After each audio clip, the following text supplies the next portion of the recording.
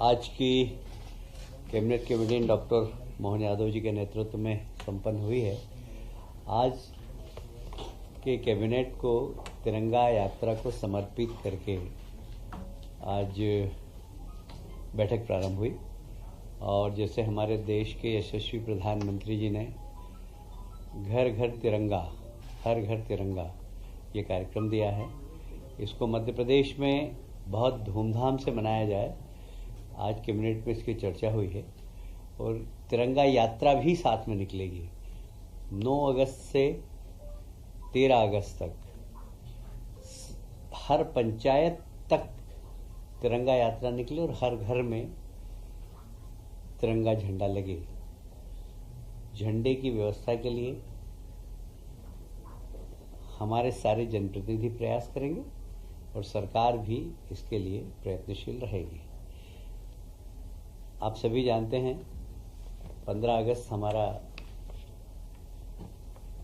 स्वतंत्रता दिवस है और स्वतंत्रता दिवस को बहुत धूमधाम से मनाना चाहिए। नई पीढ़ी में यह एहसास होना चाहिए कि स्वतंत्रता हमको बहुत सारे बलिदानियों के कारण प्राप्त हुई, तो उन बलिदान स्वतंत्रता संग्राम सेनानियों के प्रति अपना आदर समर्पित करते हुए हम इस 15 अगस्त को मनाएंगे और जितने भी क्रांतिकारियों की प्रतिमा है उनको सजाना, उनको धोना, अभी जीवित स्वतंत्रता संग्राम सेनानी है, लोकतंत्र के सेनानी, उनका सम्मान करना, ये सब इस कार्यक्रम के अंतर्गत होगा। 10 अगस्त फिर से बहुत महत्वपूर्ण है। हमारी लाडली बहनाओं को 1250 तो मिलेंगे ही, पर साथ में राखी का उपहार 250 रुपये और मिलेगा। इस प्रकार 1500 रुपये मिलेंगे और इसमें सरकार का लगभग 1900 करोड़ की राशि एक बटन दबाने से हमारी प्रदेश की बहनों के खाते में जमा हो जाएगी। हमारे जितने भी आदिवासी छात्रावास से, अनुसूचित जाति जनजाति और पिछड़े वर्ग के छात्रावास हैं, ये छात्रावास की सुविधाएं अपग्रेड हों, इसके लिए माननीय मुख्यमंत्री जी ने आदेश दिए हैं। एक कुछ अधिकारियों की टीम बनाई है और सारे प्रदेश में जितने भी इस प्रकार के छात्रावास है उनकी सुविधा अपग्रेड करने के लिए क्या क्या किया जा सकता है उसकी एक रिपोर्ट भी मंगाएंगे और उसके लिए बजट से उनकी राशि भी प्रदान करेंगे। आज एक और महत्वपूर्ण घोषणा है। आप सभी जानते हैं कि हमारे प्रदेश के यशस्वी मुख्यमंत्री डॉक्टर मोहन यादव जी ने जैसे ही शपथ ली थी और शपथ के बाद किसानों की एक सबसे बड़ी समस्या होती है सीमांकन, नामांकन, इसकी बहुत बड़ी समस्या थी। उसको पहले उन्होंने 1 महीने का समय दिया था, इस बार फिर 1 महीने का समय दिया है और बहुत सारे नामांकन बंटवारे के जो प्रकरण हैं वो एकदम निराकरण हो रहे हैं।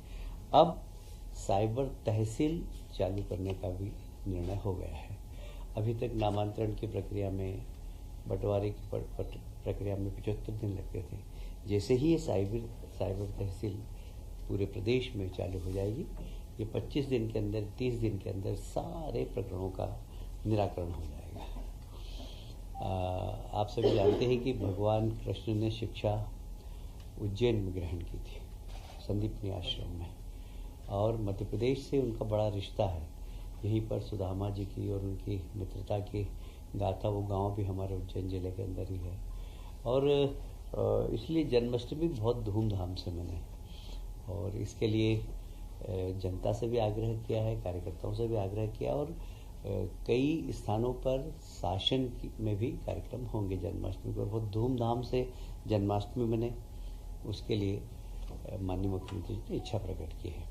रक्षाबंधन पंचायत स्तर तक हो, हमारी बहनों के बीच में जाएं हम और रक्षाबंधन का पर्व मनाएं, आपस में एक दूसरे के चर्चा के माध्यम से सुख दुख का बंटवारा करें और रक्षाबंधन भी बहुत धूमधाम से मनाने का निर्णय लिया गया है।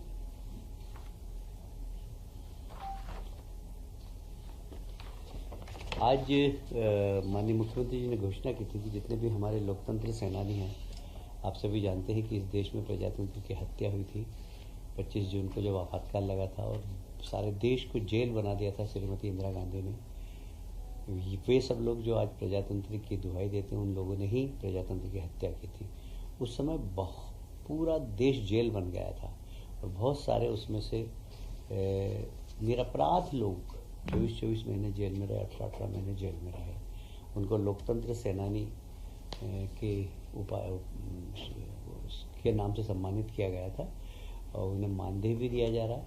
अभी लगातार हमारे बीच में से ऐसे लोकतंत्र सेनानी जा रहे हैं, तो उनके अंतिम संस्कार में 10,000 रुपये शासन देने का निर्णय लिया और राजकीय सम्मान से उनकी अंतिम यात्रा निकले। ये महत्वपूर्ण निर्णय सरकार ने लिया है।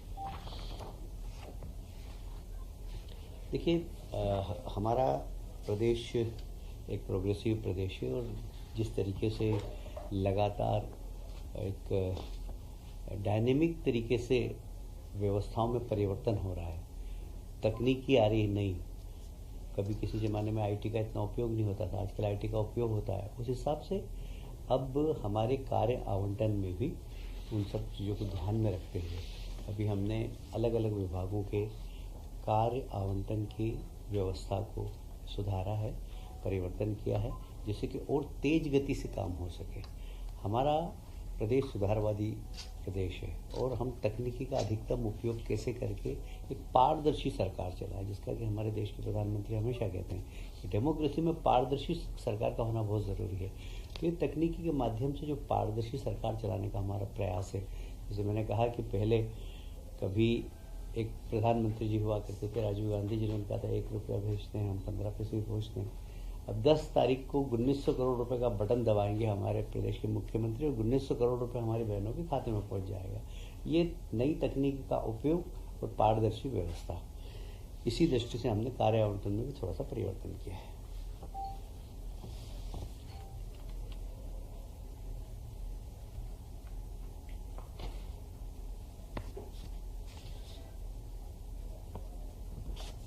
अभी आप जानते हैं कि मैंने जैसे कहा कि नई तकनीकी, अब ई कैबिनेट, इसमें हम पेपरलेस व्यवस्था चाह रहे हैं। पेपरलेस व्यवस्था मतलब समझ लीजिए कि यह ग्रीन स्टेट की तरफ बढ़ता हुआ हमारा एक कदम है, क्योंकि 1 टन कागज में 17 पेड़ कटते हैं और इसलिए कागज का उपयोग कम से कम हो, ये बहुत ज़्यादा ज़रूरी है। और ई कैबिनेट प्रणाली के अंतर्गत हमने थोड़ा सा शासन के जो कार्य नियम है उसमें संशोधन किया है, जिससे कि ई गवर्नमेंट, ई गवर्नेंस ये हो सके।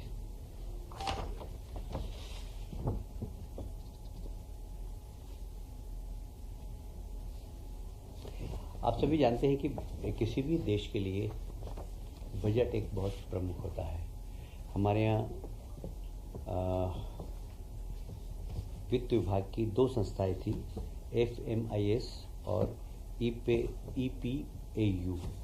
ये इकोनॉमिक पॉलिसी इनपुट देने का काम करती थी। कुल मिलाकर बजट अच्छा बने, बजट आधुनिक तकनीकी से बने, और इसलिए दोनों संस्थाओं को मिलाकर एक जी हाँ PMU के गठन का अनुमोदन किया है। इसमें हम पदों की संख्या का सृजन किया है, साथ ही कुछ इसमें एक्सपर्ट भी हम कॉन्ट्रैक्ट बेसिस पे रखेंगे, जिससे कि बजट और अच्छा बन सके, आधुनिक बन सके, पारदर्शी बन सके, प्रोग्रेसिव बन सके। और साथ में सरकार के बजट की व्यवस्थापन का भी, कई बार हमें लोन लेना है, लोन लेने के लिए क्या क्या हमें सावधानियां रखना है, ये सब गाइड करने का काम ये PMU करेगा, वित्त विभाग। तकनीकी शिक्षा विशेषकर रीवा के लिए एक निर्णय हुआ। वहाँ पर पॉलिटेक्निक कॉलेज है, 2 ही ब्रांच थी वहाँ पर, वहाँ कुछ ब्रांच बढ़ाई गई है, क्योंकि वहाँ अब हमने प्रदेश में भी हम सारे ही पॉलिटेक्निक और IT की एक बार फिर से समीक्षा करेंगे, जहाँ जिस प्रकार के रोजगार की आवश्यकता है उस प्रकार की ट्रेनिंग देना।